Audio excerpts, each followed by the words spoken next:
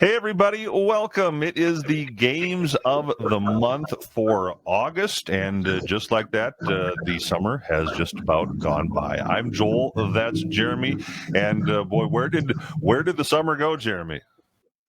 Joel, if I knew, I would answer that question. I don't know. It's went by fast. It's been very, very warm the last few weeks, and but it's a fun time of year if you're a town ball fan. That's the important part.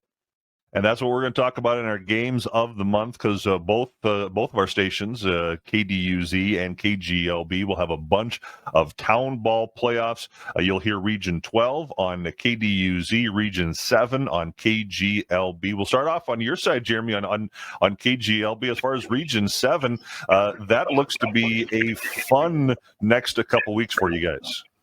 Always is. Region 7 tournament. We say it's the best time of the year if you're a Region 7 person, and we're looking forward to it. We feel like we've got two, maybe even three or four teams that we think can vie, not just for the region title, but we think can play deep into Labor Day weekend.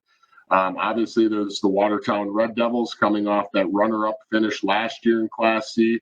There's the Waconia Lakers, who for most of last season were the number one team. And because Watertown's been so successful this year, for the first time in a lot of years, Joel, the Waconia Lakers are kind of laying in the weeds. And then you got teams like the Plato Blue Jays. We know their history. We've got teams like the Carver Black Sox, who played in 5 straight state tournaments.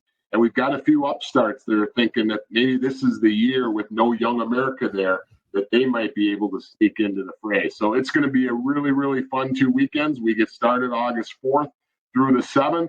And then we come back on the 11th through the 14th, and you'll be able to hear all those games right here on KGLB, with the exception of the seeding games on Saturday, the 13th. Those are the only games that you won't be able to hear. Otherwise, we'll have you covered for Crow River and Region 7. When you mentioned the teams with chances to win the state title, and you got to include Hutch in there as well from Region 12 over on KDUZ here. As of this recording, Hutch on a 20-game winning streak. I've been around Hutch baseball for 21, 22 years. This is the best Husky team I have ever seen. But that being said, whether it's Region 12 or Region 7, if you don't come to play in the playoffs, you can be a superior team and still not make the state tournament. And we've seen the Hutch Huskies miss the state tournament a couple times over the course of the last 7-8 years, when people had them pegged as one of the favorites in the state. Now, I might get burned on this, but right now, if I was picking my bracket, Joel, the Hutch Huskies, they're my favorite to win the state title. I just love everything about that team. They've added some arms.